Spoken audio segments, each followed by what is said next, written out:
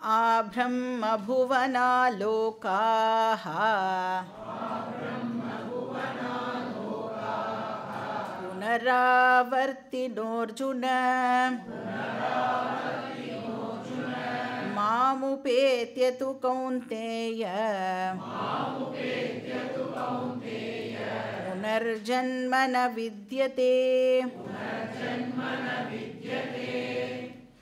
So இப்போ வந்து நம்ம ஸ்வர்க்கம் அப்படிங்கிறதே கேள்விப்பட்டிருப்போம் இல்லையா? ஸ்வர்க்கம் அப்படின்னு சொன்னால் அங்கே வந்து ஆல் த டைம் ஜாலியாக இருப்பா, இங்கே இருக்கிற கஷ்டம் எல்லாம் ஸ்வர்க்கத்தில் இருக்காது அப்படின்னு நம்ம வந்து ஒரு ஐடியா வச்சுட்டுருப்போம். கிருஷ்ணர் இங்கே என்ன சொல்கிறார்? அந்த ஸ்வர்க்கம் கூட ஃபைனைட் அப்படின்னு சொல்கிறார். ஏன்னா இப்போ பூலோகத்துக்கு மேலே இருக்கிற ஹையர் லோக்கங்கள்ஸ் வந்து மொத்தம் 6 லோக்கங்கள் இருக்குது. புவஹா சுவஹா மகஹா ஜனஹா தபஹா சத்யம் அப்படின்னு 6 லோக்கங்கள் இருக்குது. ஸோ நீங்கள் வந்து புவஹாலேருந்து சுவஹா போனேன்னா இன்னும் வசதிகள் ஜாஸ்தியாக இருக்கும். சுவஹாலேருந்து மகஹா போனேன்னா இன்னும் வசதிகள் ஜாஸ்தியாக இருக்கும். எல்ஐஜி எம்ஐஜி ஹெச்ஐஜி அப்படின்னு அங்கேயும் வந்து நிறையா இதெல்லாம் இருக்குது. தாரதமியம்லாம் அங்கேயும் உண்டு. ஸோ ஒவ்வொரு லோக்கம் ஹையராக போக போக வசதி கூடிகிட்டே போகும், செக்யூரிட்டி கூடிகிட்டே போகும். ஆனால் இருக்கிறதுலே ஹையஸ்ட் லோக்கம் வந்து சத்தியம் ஆர் பிரம்மலோகம். அந்த பிரம்மலோகம் கூட ஃபைனைட் அப்படின்னு இங்கே கிருஷ்ணர் சொல்கிறார். அப்படின்னா ஃபைனைட்னா என்ன அர்த்தம்?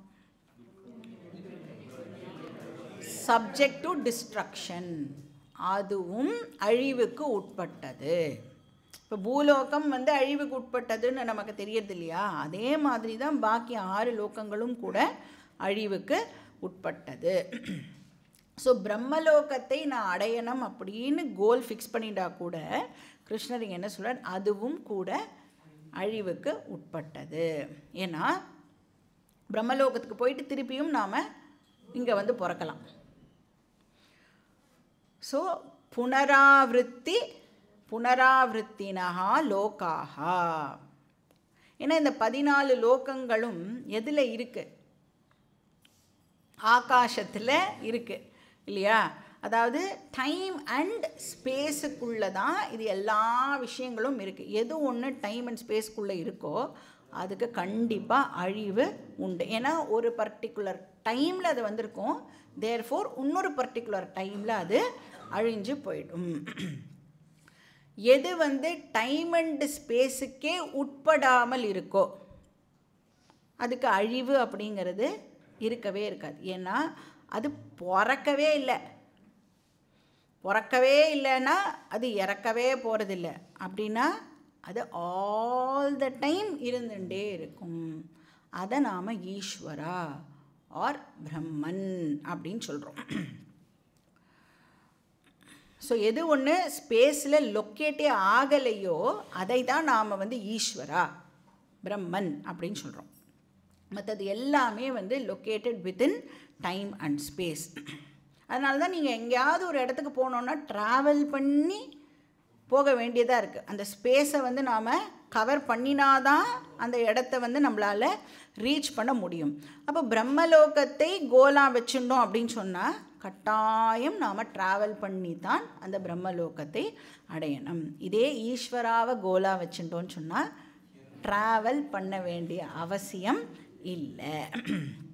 ஸோ பிரம்மலோகத்தை பற்றி இங்கே பகவான் என்ன சொல்கிறாருன்னா பிரம்மபுவனாத், பிரம்மபுவனாத் அப்படின்னா அப் டு பிரம்மலோகம்.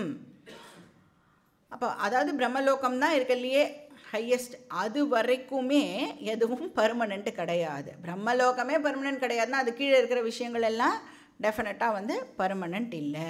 இப்போ பிரம்மலோகமே பர்மனெண்ட் இல்லைன்னா பிரம்மாஜி இருக்கார், சத்துர்முக பிரம்மா,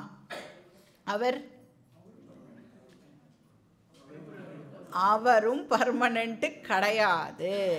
அவர் தான் நம்மளை படைக்கும் கடவுள், அவரே பர்மனெண்ட் இல்லை அப்படின்னு கிருஷ்ணர் இங்கே சொல்கிறார். ஏன்னா அந்த பிரம்மாஜி அப்படிங்கிறது ஒரு போஸ்ட் இல்லையா? அந்த போஸ்ட்டுக்கு ஒரு பர்சன் வருவார், அப்புறம் ஒரு பர்டிகுலர் டைம் வரைக்கும் இருப்பார். அவருடைய டைம் பீரியட் முடிஞ்ச உடனே அவர் கிளம்பிடுவார், வேறு ஒரு பர்சன் அந்த போஸ்ட்டுக்கு வருவார். நம்ம வந்து கதைகள்லாம் படிச்சிருக்கோம் இல்லையா, இந்திரன் வந்து எப்படி தன்னுடைய பதவியை தக்க வச்சுக்கிறதுக்கு வேறு யாரையுமே வந்து அந்த யாகங்கள்லாம் பண்ண விடாமல் எப்படி எப்படி எல்லாம் வந்து அப்ஸ்ட்ரக்ட் பண்ணலான்னு பண்ணிகிட்டே இருப்பான். ஏன்னா அது வந்து போஸ்ட்டு, இந்திர பதவி. ஒரே ஆளே இந்திரனாக கண்டினியூ பண்ணிகிட்டே இருக்க முடியாது. அந்த பீரியட் முடிஞ்ச உடனே வேறு ஒரு பர்சன் வந்து வேறு யார் அந்த பர்சன்னா நம்மள மாதிரி ஒரு ஜீவா தான் நிறைய புண்ணியங்கள்லாம் பண்ணி அந்த போஸ்ட்டை போய் அடையிறான். இன்ஃபேக்ட் பிரம்மாஜியே யார் அப்படின்னா, இப்போ பிரம்மாஜி ஆகிறதுக்கு முன்னாடி அவர் எப்படி இருந்திருப்பாருன்னா நம்மளை மாதிரி ஒரு ஜீவாவாக இருந்து நிறைய புண்ணியங்கள்லாம் பண்ணி அந்த எக்ஸ்ட்ராடினரி புண்ணியத்தினால அவருக்கு வந்து அந்த பிரம்மா அப்படிங்கிற போஸ்ட் வந்து கிடச்சிருக்கு. ஸோ அதனால் பிரம்மாஜியே வந்து ஃபைனைட் அப்படின்னு இங்கே கிருஷ்ணர் சொல்கிறார். மாமுபேத்தியது கௌந்தேய. ஆனால் அந்த பிரம்மலோகம் வந்து ஃபைனைட். ஆனால் கௌந்தேய, ஹே அர்ஜுனா, நீ மாம் உபேத்திய என்கிட்ட வந்துட்ட அப்படின்னு சொன்னால் நான் வந்து டைம் அண்ட் ஸ்பேஸுக்கெல்லாம் உட்பட்டவன் கிடையாது. எனக்கு வந்து டைம் அண்ட் ஸ்பேஸ் லிமிட்டேஷன் இல்லை. அதனால புனர்ஜென்ம ந வித்யதே, உனக்கு வந்து மறுபிறவி அப்படிங்கிற பேச்சுக்கே இடம் இல்லை. ஏன்னா இன்ஃபினிட்டுக்கிட்ட போயிட்டோன்னா இன்ஃபினிட் மறுபடியும் ஃபைனைட் ஆகுமானா ஆகாது.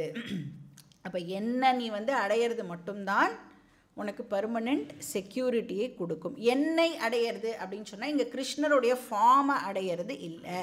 அந்த கிருஷ்ணர் ஃபார்ம் ஒரு இன்ஃபினிட் ரெப்ரசன்ட் பண்ணுறது இல்லையா, அதனுடைய உண்மையை புரிஞ்சுக்கிறது தான் நாம் வந்து அடையிறது அப்படிங்கிற லாங்குவேஜில் சொல்கிறோம்.